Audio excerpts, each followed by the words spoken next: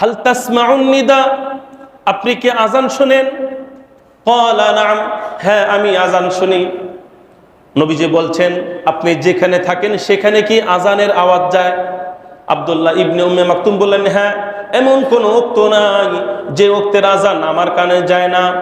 নবীজি বললেন, হাল তাসমাউন নিদা, যদি তুমি আজানের আওয়াজ তোমার কানে যদি যে থাকে, তুমি যদি আজানের ধ্বনি যদি তুমি শ্রবণ করে থাকো, তাহলে ফাআজিব, তোমার নামাজ আদায় করতে হবে একমাত্র জামাতের সাথে। সুতরাং আজানের ধ্বনি যদি তোমার কানে যায়, তুমি যেখানে থাকো না কেন, ঠিক আছে তুমি অন্ধ আমি জানি, ঠিক আছে তোমার বাড়ি অনেক দূরে আমি জানি, ঠিক আছে তোমার বাড়িতে আশপাশে কোনো লোক নাই যে তোমার হাত ধরে মসজিদে নিয়ে আসবে, কিন্তু এতদা সত্ত্বেও তোমার কানে যদি আজানের ধ্বনি যায়, তাহলে আজান শোনার সঙ্গে সঙ্গে মসজিদের মধ্যে চলে আসবে এবং নামাজ জামাতের সাথে তুমি আদায় করবে। যারা পুরুষ আছো বিশেষ করে তোমরা জামাতের সাথে নামাজ আদায় করো, অর্থাৎ নামাজ যখনই আদায় করো সেটা মসজিদে হতে হবে। আমি বিষয়টা তা বলি না, আমি বলি যদি আপনারা কোথাও দোকানে বা বিভিন্ন এলাকায় বা কোনো একটা মাঠের মধ্যে তোমরা আছো, সেখানে যদি 3 জন বা 4 জন যেই থাকুক না কেন, সুতরাং মসজিদে যদি নাই আসতে পারি, কমপক্ষে সেখানে নামাজ পড়লেও কিভাবে আদায় করতে হবে? জামাতের সাথে আদায় করতে হবে। শুধু এই কথাটা মসজিদের মধ্যে ক্ষান্ত নয়, বরং যেখানে একাধিক ব্যক্তি থাকবে, তখন যদি নামাজের সময় হয়ে যায়, তখন আলাদা আলাদা নামাজ না পড়ে বরং 2 জন যদি থাকে, এরপরও কি করতে হবে? জামাতের সাথে। আউযু বিল্লাহি মিনাশ শাইতানির রাজীম। বিসমিল্লাহির রাহমানির রহিম। وأقيموا الصلاة وآتوا الزكاة واركعوا مع الراكعين وأنتم تتلون الكتاب فلا تعقلون واستعينوا بالصبر والصلاة وإنها لكبيرة إلا على الخاشعين صدق الله مولانا العظيم। সকলে আমরা মহব্বতের সাথে দুরূদ শরীফ পড়ি। اللهم صل على محمد وعلى آل محمد كما صليت على إبراهيم وعلى آل إبراهيم إنك حميد مجيد اللهم بارك على محمد وعلى آل محمد كما باركت على إبراهيم وعلى آل إبراهيم إنك حميد مجيد الحمد لله আল্লাহ রব্বুল আলামিনের দরবারে লক্ষ কোটি শুকরিয়া যে মহান আল্লাহ তাবারক ওয়া তাআলা তার অসংখ্য বান্দাদের মধ্য থেকে আমাদেরকে নির্বাচন করেছেন, তার মহান হুকুম ইশার নামাজ জামাতের সাথে আদায় করার তৌফিক দান করেছেন, সাথে সাথে কোরআনের তাফসিরে আল্লাহ রাব্বুল আলামিন বসার তৌফিক দান করেছেন। এই জন্য আমরা সকলে অন্তরের গহীন থেকে উচ্চ কণ্ঠে বলি আলহামদুলিল্লাহ। সম্মানিত মুসলিম ভাইয়েরা, আজকে আলোচনা করব সূরা বাকারার 43, 44 এবং 45, যদি সুযোগ হয় আরেকটি আয়াত মিলিয়ে মোট 46 আয়াত পর্যন্ত মোট 4টি আয়াত আলোচনা করব। আল্লাহ রাব্বুল আলামিন তৌফিক দান করুক, আমিন। আপনারা জানেন আলোচনা চলছিল বনি ইসরাইলের কিছু কর্ম এবং আমাদের শিক্ষা সম্পর্কে, অর্থাৎ এমন কিছু কর্ম বনি ইসরাইলরা করেছিল যেগুলো আদৌ তাদের উচিত ছিল না এবং আমাদের উচিত না সেই কর্মগুলি করা, যেই কর্মগুলি করেছিল বনি ইসরাইলরা। আপনারা জানেন বনি ইসরাইল এমন একটা জাতি যাদের উপর আল্লাহ রাব্বুল আলামিন এত বেশি পরিমাণ নিয়ামত দান করেছিলেন যে কিয়ামত পর্যন্ত তাদের পরে এমন কোনো জাতি আসেনি বা আসবে যাদের উপর আল্লাহ রাব্বুল আলামিন এত বেশি নিয়ামত দান করেছেন। কিন্তু এত নিয়ামত পাওয়ার পরেও যেখানে আল্লাহ রাব্বুল আলামিনের অসংখ্য পরিমাণ শুকরিয়া আদায় করা দরকার ছিল সেটা তো তারা করেনি, বরং তারা আল্লাহ রাব্বুল আলামিনের এমন অস্বীকারমূলক কাজ করেছে বা অসন্তুষ্টিমূলক কাজ করেছে যার কারণে আল্লাহ রাব্বুল আলামিন তাদেরকে যুগে যুগে গজব এবং লানত করেছিলেন। এমনকি এই বনি ইসরাইলদের মধ্যে দুইটা শ্রেণী যারা কিয়ামত পর্যন্ত বিদ্যমান থাকবে এবং তাদের উপর আল্লাহ রাব্বুল আলামিন এতটাই ক্রোধান্বিত হয়েছেন যে আল্লাহ রাব্বুল আলামিন এই বনি ইসরাইলদের উত্তরসূরি খ্রিস্টান এক দল, ইহুদি আর একটা দল, এই দুইটা দলের প্রতি আল্লাহ রাব্বুল আলামিন অসন্তুষ্টির মোহর আল্লাহ রাব্বুল আলামিন মেরে দিয়েছেন। কিয়ামত পর্যন্ত যত মুমিন মুমিনাত দুনিয়াতে আসবে, যখনই তারা নামাজ পড়বে তখনই তারা নামাজের মধ্যে বলবে গায়রিল মাগদুবি আলাইহিম ওয়ালাদ-দাল্লিন। এই গায়রিল মাগদুবি আলাইহিম ওয়ালাদ-দাল্লিন মূলত ইহুদি খ্রিস্টানদের উপর আল্লাহর যে ক্রোধ সেটারই মূলত বহিঃপ্রকাশ। তাহলে আল্লাহ রাব্বুল আলামিন আমাদের সকলকে বনি ইসরাইলদের কুকর্ম থেকে আল্লাহ রাব্বুল আলামিন হেফাজত করুক। সকলে বলেন আমিন। গত সপ্তাহে আলোচনা হয়েছিল যে বনি ইসরাইলদেরকে আল্লাহ রাব্বুল আলামিন আদেশ করেছিলেন, কিছু নিষেধ করেছিলেন। আদেশ করেছিলেন যে তোমরা আমি যেটা নাজিল করেছি অর্থাৎ কোরআন, সেই কোরআনকে তোমরা বিশ্বাস করো, কোরআনের প্রতি ঈমান আনো। যেই কোরআন তোমাদের সত্যায়নকারী অর্থাৎ তোমাদের কাছে যেই তাওরাত এবং জাবুর কিতাব আছে সেটার মূলত সত্যায়নকারী, এবং তোমাদের কাছে যেই নবী আগমন করেছে সেই নবীর সত্যায়নকারী। এবং তোমরা কাফের হইও না, অর্থাৎ তোমরা জানো শেষ যুগে একজন নবী আসবে, তোমরা জানো শেষ নবীর উপর কোরআন নাজিল হবে, এটা তোমরা কোরআনে পড়েছো, কোরআনের মাধ্যমে তোমরা তাওরাতে পড়েছো, তাওরাতের মাধ্যমে জানতে পেরেছো। আর জানার পরেও যেহেতু তোমরা জেনেছো, তোমরাই শুনেছো, এখন তোমরাই যদি সেই নবীকে অস্বীকার করো তাহলে তোমরা হয়ে যাবে প্রথম শ্রেণীর কাফের। সুতরাং তোমরা জেনে শুনে প্রথম শ্রেণীর কাফের হয়ে নাও।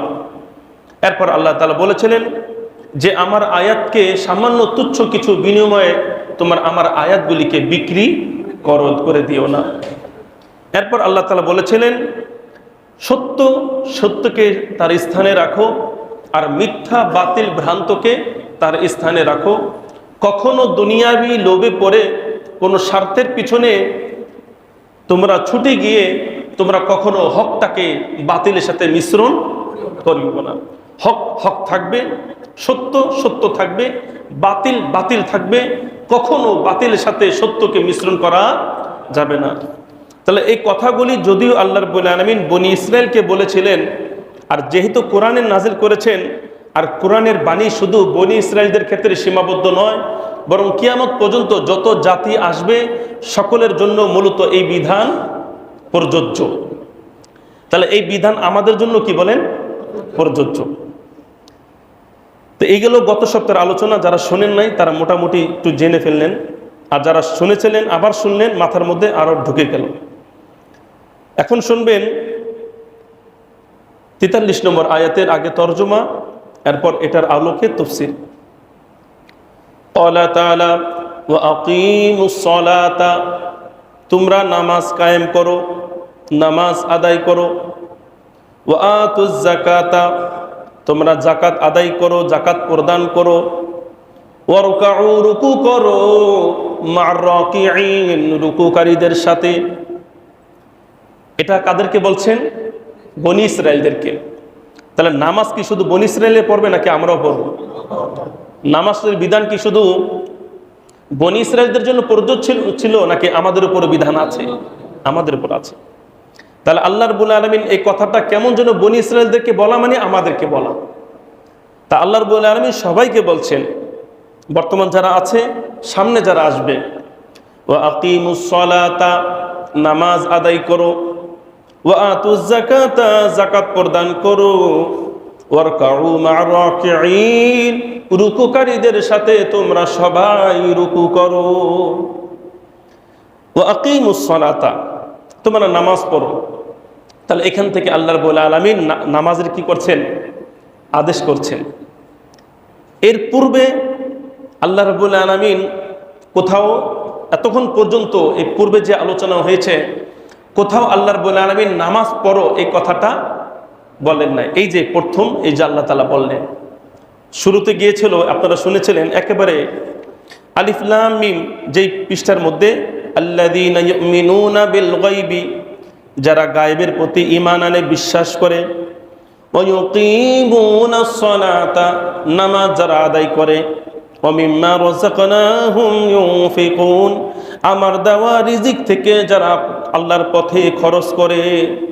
এখনো যারা করে তাদের কথা বলা হয়েছে। আর এখানে আল্লাহ রাব্বুল আলামিন ডাইরেক্ট আদেশ করছেন যে নামাজ তোমরা পড়ো। তা নামাজের আদেশ এখান থেকে আল্লাহ রাব্বুল আলামিন শুরু করেছেন, একেবারে শেষ পর্যন্ত অনেক জায়গায় এই নামাজের কথা আল্লাহ রাব্বুল আলামিন বলেছেন। এই জন্য নামাজ প্রত্যেক বালেগ মুমিন মুসলমানের উপর ফরজ।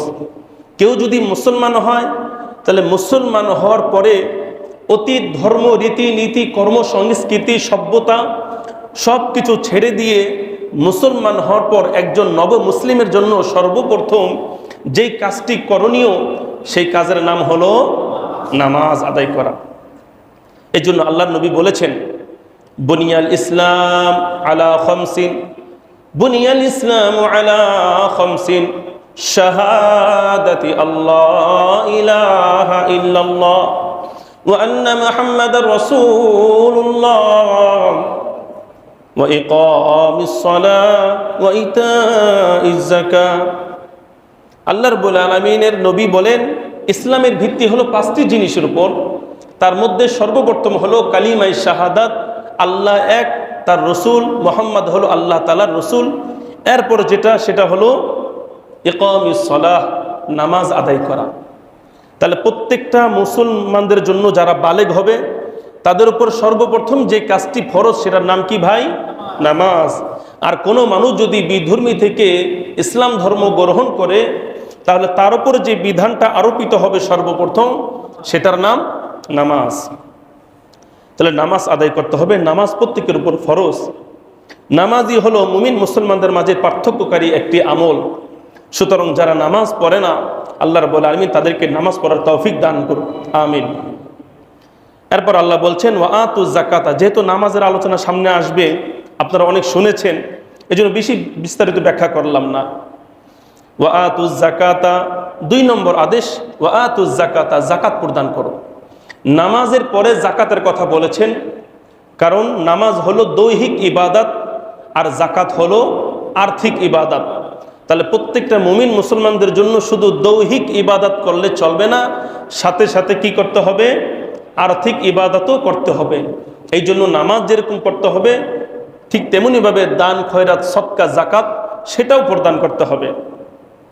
3 নম্বর আল্লাহ রাব্বুল আলামিন বলছেন, ওই যে আপনারা শুনেছেন নামাজ পড়ো, এই নামাজের পরে যাকাতের শব্দ। যাকাতের পরে আল্লাহ রাব্বুল আলামিন যে কথাটা বলছেন, সেটা সকলের জন্য চিন্তাশীল, সকলে চিন্তা করতে হবে। সেটা কি? ওয়ারকাউ মা'আর রাকিঈন, তোমরা রুকুকারীদের সাথে রুকু করো। তোমরা রুকুকারীদের সাথে রুকু করো, অর্থাৎ যারা রুকু করে তাদের সাথে মিলেমিশে রুকু করো। তাহলে মিলেমিশে রুকু করার সুযোগটা কোথায় আছে বলেন তো? জামাতের সাথে নামাজ পড়লে। কোথায়? জামাতের সাথে। একা নামাজ পড়লে আল্লাহ রাব্বুল আলামিন এই কথাটা বলতেন না। ওয়া আকিমুস সালাতা, তোমরা নামাজ পড়ো। তাহলে নামাজ যে পড়তে হবে, এই কথা দ্বারা কি হয়ে গেছে বলেন? প্রমাণ হয়ে গেছে, নামাজ পড়তে হবে। এখন নামাজ কোথায় পড়তে হবে? দোকানে, নাকি কি বলে নিজের ঘরে শয্যা রুমে, নাকি বিভিন্ন মাঠে নাকি দোকানে, বিভিন্ন ব্যবসার কেন্দ্রে, মার্কেটে, ছাদের উপরে, গাছের নিচে, কোথায় পড়তে হবে? একা পড়বে না সম্মিলিত পড়বে? এই কথাগুলির সমাধান আল্লাহ রাব্বুল আলামিন ওয়ারকাউ মা'আর রাকিঈনের মধ্যে ঢুকিয়ে দিয়েছেন। অর্থাৎ নামাজ যে পড়তে হবে এটা সবাই জানে, কিন্তু নামাজটা পড়তে হবে জামাতের সাথে। এই জন্য জামাতের সাথে নামাজ আদায় করা এই আয়াত থেকে প্রমাণ হয় যে নামাজ পড়া ফরজ আর জামাতের সাথে নামাজ আদায় করা ওয়াজিব। নামাজের সাথে কি বল, জামাতের সাথে নামাজ পড়া কি ভাই? ওয়াজিব। তাহলে এই জন্য আল্লাহ রাব্বুল আলামিন এই যে সর্বপ্রথম একটি আয়াত, যে আয়াত আল্লাহ রাব্বুল আলামিন প্রত্যেকটা মুসলমানকে আল্লাহ তাআলা বলছেন যারা পুরুষ আছো বিশেষ করে তোমরা জামাতের সাথে নামাজ আদায় করো। অর্থাৎ নামাজ যখনই আদায় করো সেটা মসজিদে হতে হবে। আমি বিষয়টা তা বলি না, আমি বলি যদি আপনারা কোথাও দোকানে বা বিভিন্ন এলাকায় বা কোনো একটা মাঠের মধ্যে তোমরা আছো, সেখানে যদি 3 জন বা 4 জন যেই থাকুক না কেন, সুতরাং মসজিদে যদি নাই আসতে পারি, কমপক্ষে সেখানে নামাজ পড়লেও কিভাবে আদায় করতে হবে?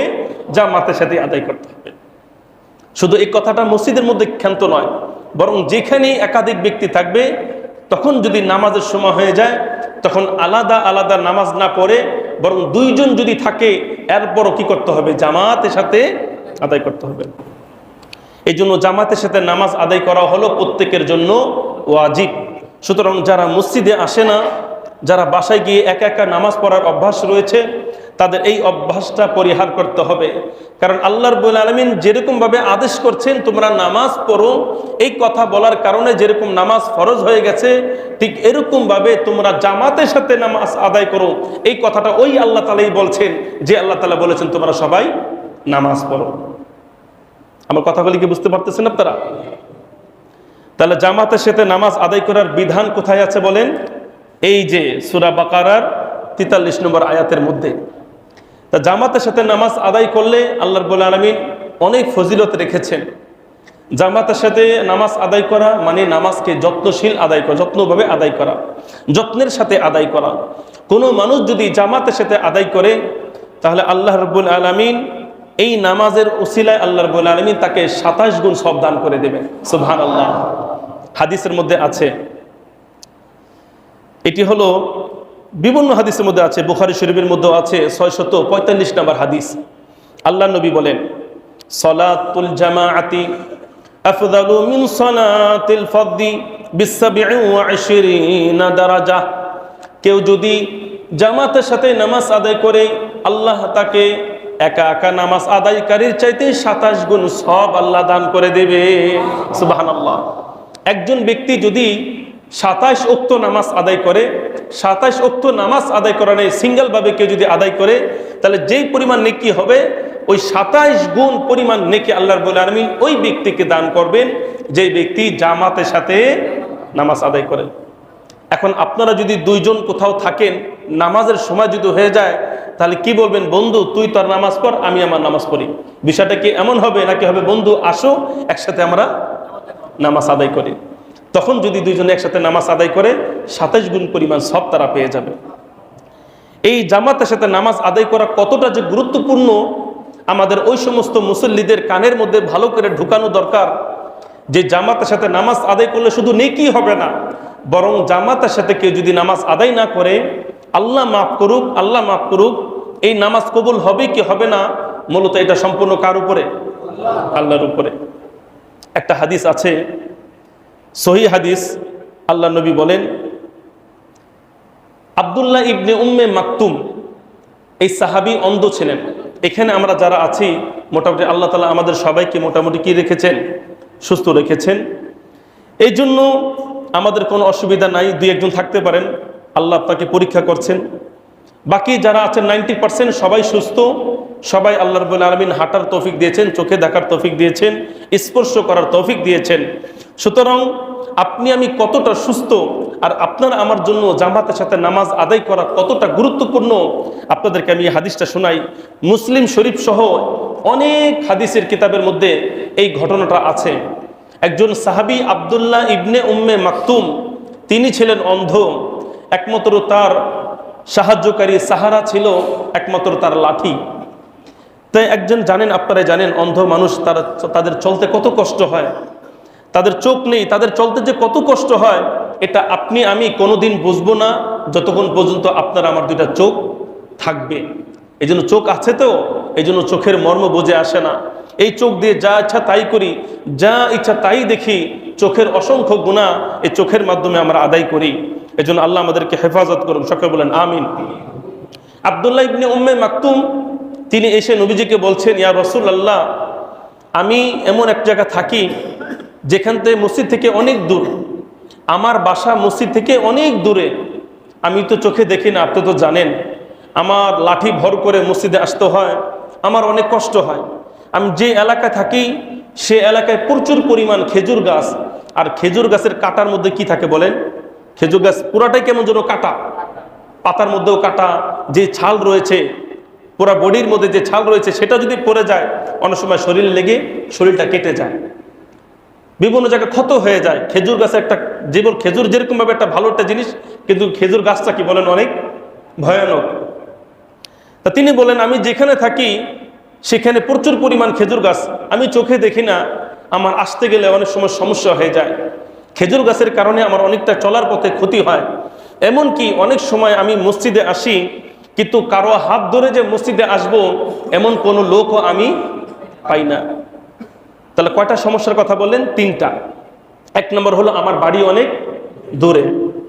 দুই নাম্বার, আমি যেখানে থাকি প্রচুর পরিমাণ খেজুর গাছ, যেখানে ক্ষতির সম্ভাবনা বেশি। তিন নাম্বার, ওইখান থেকে আসতে একজন ব্যক্তি দরকার, সাহায্যকারী। আর বেশিরভাগ সময়, হাল তাসমাউন নিদা, আপনি কি আজান শোনেন? ক্বালা নাম, হ্যাঁ আমি আজান শুনি। নবীজি বলছেন, আপনি যেখানে থাকেন সেখানে কি আজানের আওয়াজ যায়? আব্দুল্লাহ ইবনে উম্মে মাকতুম বললেন, হ্যাঁ, এমন কোন ওক্ত নাই যে ওক্তের আজান আমার কানে যায় না। নবীজি বললেন, হাল তাসমাউন নিদা, যদি তুমি আজানের আওয়াজ তোমার কানে যদি যে থাকে, তুমি যদি আজানের ধ্বনি যদি তুমি শ্রবণ করে থাকো, তাহলে ফাআজিব, তোমার নামাজ আদায় করতে হবে একমাত্র জামাতের সাথে।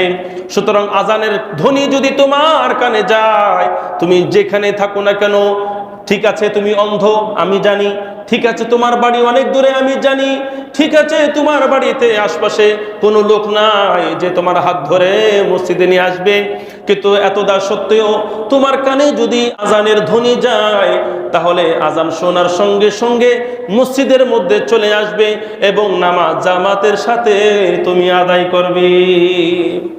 আল্লাহু আকবার। একজন অন্ধ মানুষকে যদি আল্লাহ রাব্বুল আলামিনের নবী, মায়ার নবী, দয়ার নবী, রহমাতুল লিল আলামিন, যার অন্তরের মায়া সবচেয়ে বেশি, আল্লাহর পরে যদি কোনো ব্যক্তির মধ্যে মায়া বেশি থাকে, আর তিনি হলেন কে? আমাদের নবী হযরত মুহাম্মদ মুস্তাফা সাল্লাল্লাহু আলাইহি সাল্লাম, তিনি সবচেয়ে মায়াবী। অনেকে কয় আল্লাহর পরে সবচেয়ে বেশি মায়া হলো মার। না না, কে বলেছেন? আল্লাহর পরে যদি সবচেয়ে বেশি মায়া থাকে, তিনি হলেন একমাত্র আল্লাহর পরে যিনি সবচেয়ে মায়াশীল, দয়াশীল, তিনি কে? হ্যাঁ, কারণ মা যদি বলেন যে সবচেয়ে মায়াশীল, কারণ অনেক মা তার সন্তানকে, পরিবারকে জাহান্নামে নিয়ে যাচ্ছে। অনেক বাবা বিধর্মী হয়েছে, সেও জাহান্নামে যাচ্ছে, আর সন্তানদেরকে কোথায় নিচ্ছে? জাহান্নামে। কিন্তু আল্লাহর নবী তিনি সারা জীবন যতদিন থেকেছিলেন, সারা জীবন তিনার আশা ছিল, মনের তামান্না ছিল, একজন উম্মত যেন বেঈমান হয়ে জাহান্নামে না যায়। তাহলে বন্ধুরা আমার, এত দয়া থাকা সত্ত্বেও তিনি সেই লোকটাকে বললেন, সাহাবীকে বললেন, লোক না সাহাবীকে বললেন যে তুমি আজান শুনলে জামাতের সাথে নামাজ আদায় করবা।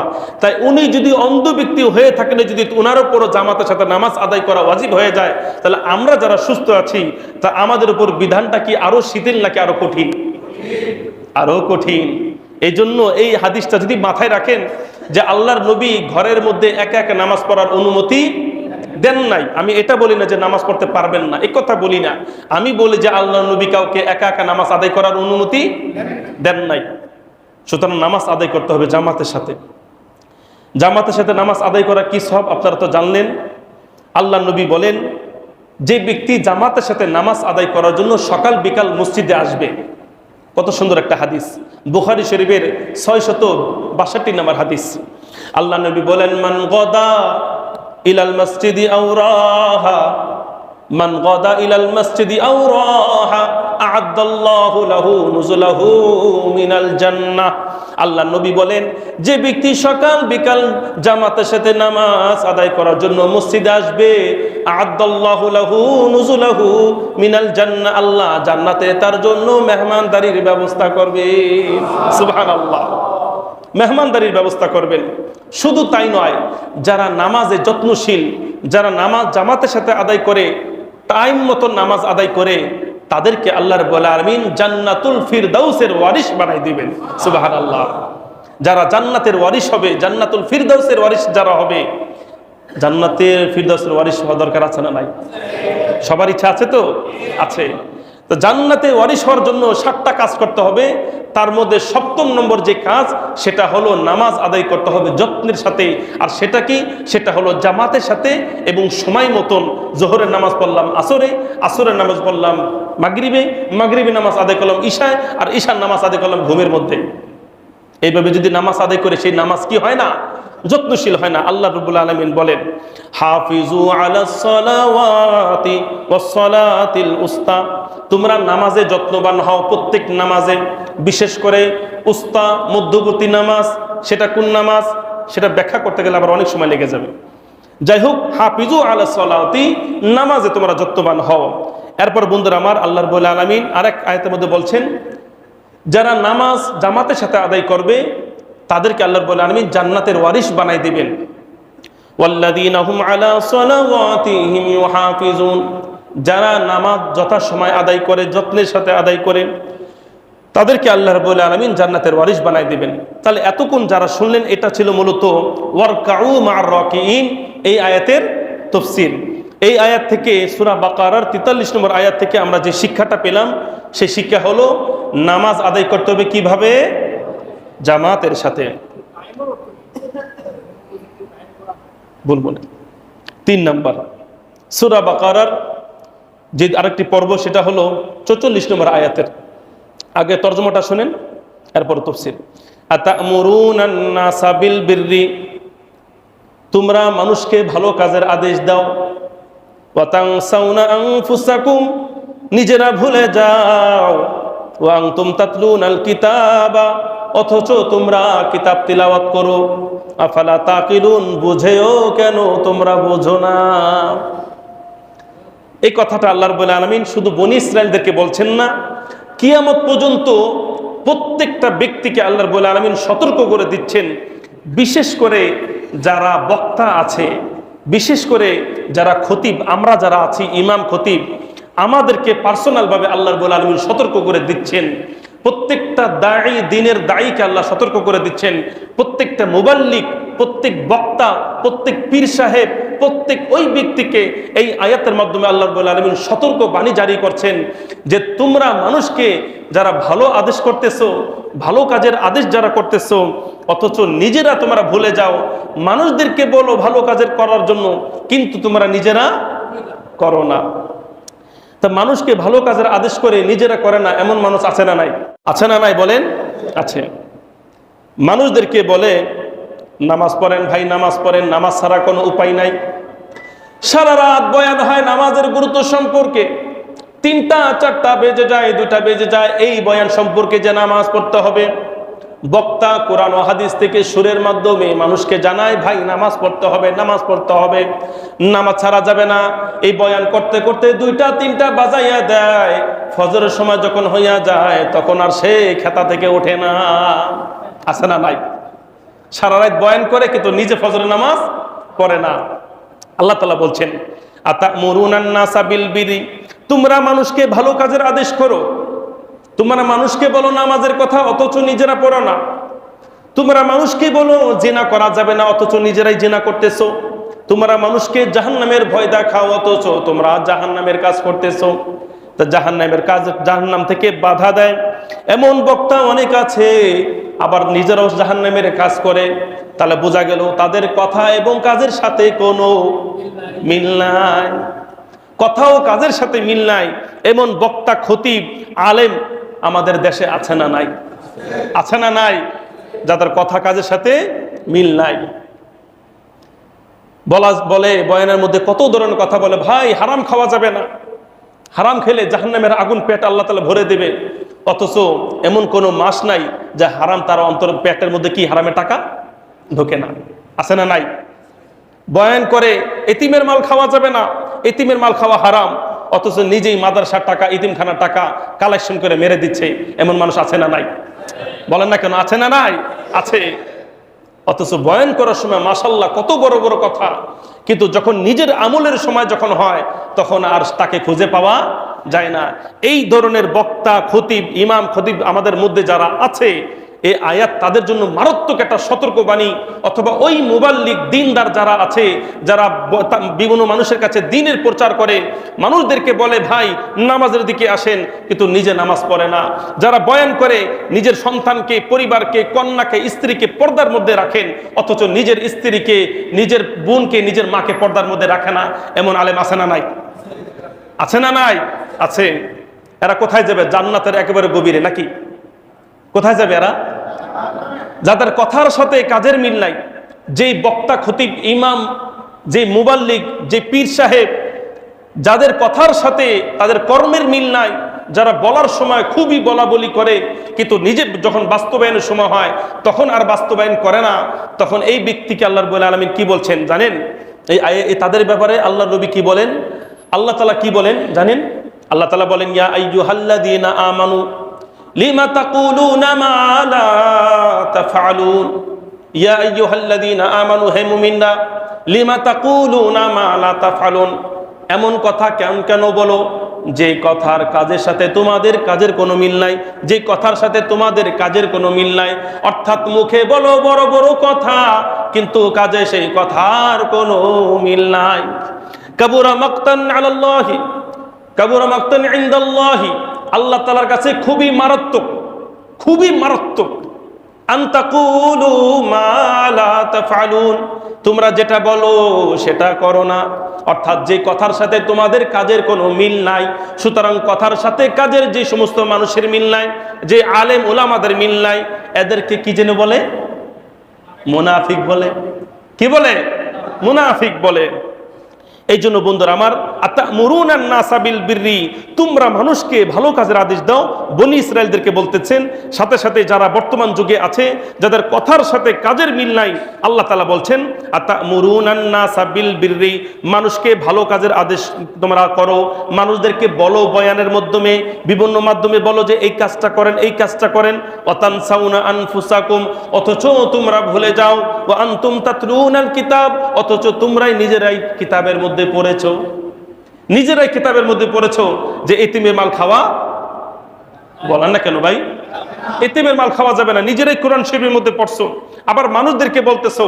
কিন্তু যখন এতিমের টাকা যখন হাতে আসে, তখন আর জিবলায়, বলেন না কেন, তখন আর জিবলা কন্ট্রোল করা যায় না, এই পকেট কন্ট্রোল করা যায় না। যদি কোনো টাকা, এটা আমাদের ভিতরে হচ্ছে, এগুলো হচ্ছে তো আমাদের ভিতরে, এগুলো তো এই আয়াত বিশেষ করে তাফসীর ইবনে কাসিরের মধ্যে খুলে দেখবেন, এখানে এই আয়াতের তাফসীর পুরোটাই করা হয়েছে বক্তা এবং আলেমদেরকে দিয়ে। এখানে সাধারণ মানুষের কথা বলা হয় নাই। কাদেরকে বলা হয়েছে বলেন তো? এই যে আমাদেরকে নিয়ে। এই জন্য এই একটা আমাদের জন্য আল্লাহ তাআলা আমাকে হেফাজত করুক, সমস্ত আলেম ওলামাদেরকে হেফাজত করুক। জাহান্নামের মধ্যে, জাহান্নামে যখন আল্লাহ রাব্বুল আলামিন যখন কায়েম হবে, তখন একদল জান্নাতীরা দেখবে জাহান্নামের মধ্যে কিছু মানুষ বা কিছু বক্তা, কিছু আলেম, তারা জাহান্নামের মধ্যে আছে। জান্নাত থেকে দৌড় দিয়ে তারা আসবে, এটা আপনারা ইবনে কাসিরের মধ্যে পাবেন। তারা এসে বলবে, হুজুর আপনি জাহান্নামে কেন? বক্তা সাহেব আপনি জাহান্নামে কেন? খতিব সাহেব আপনি জাহান্নামে কেন? মুবাল্লিগ সাহেব আপনি জাহান্নাম কেন? আপনি জাহান্নামে, আমরা জান্নাতে। আরে ভাই, আমরা যে জান্নাতে আসছি এটা তো আপনার কথা শুনে আসছি। কথা বুঝেন নাই? আপনি জাহান্নামে, আমরা জান্নাতে, আমরা তো সাধারণ মানুষ। আমরা যে জান্নাতে আসছি মূলত কার কথা শুনে? আপনার কথা শুনেই।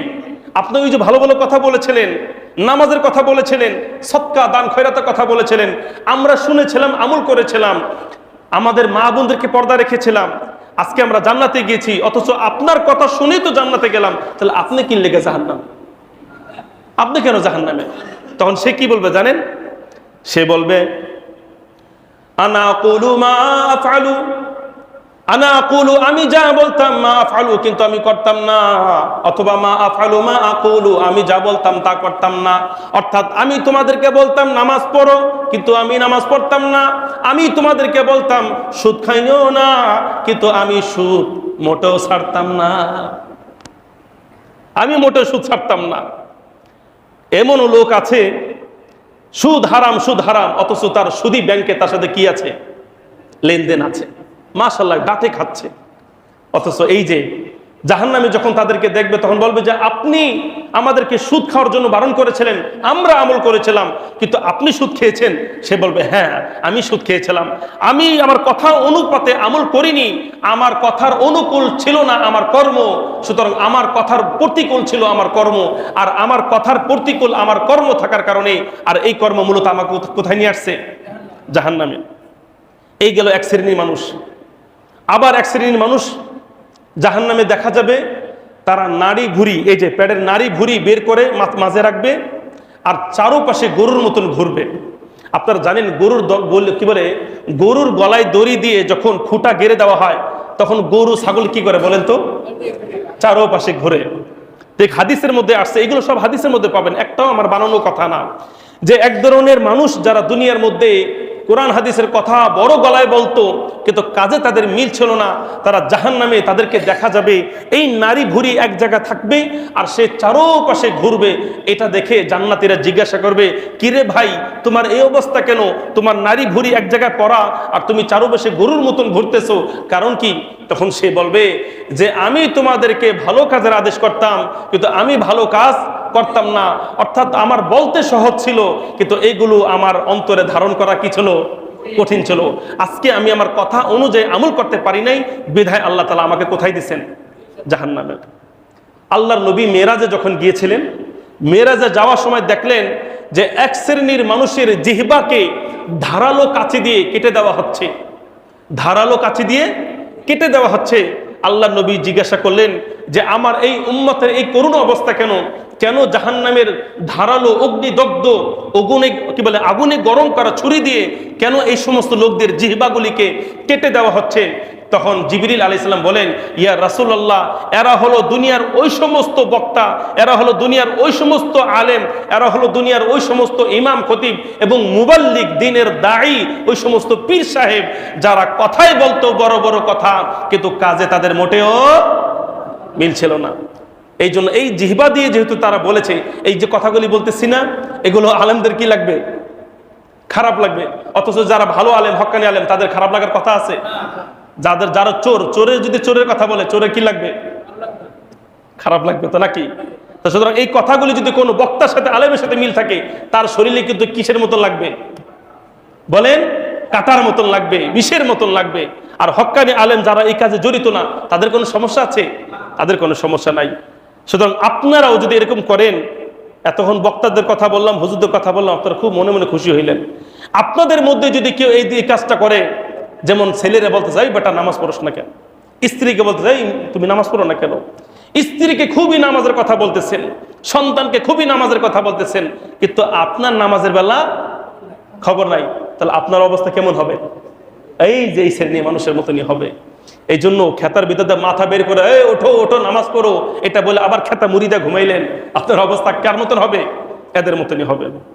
এই জন্য আল্লাহ রাব্বুল আলামিন আমাদেরকে হেফাজত করুক। এই জন্য আমাদের কথা কাজের সাথে কি থাকতে হবে ভাই? মিল থাকতে হবে, কথা কাজের সাথে মিল থাকতে হবে।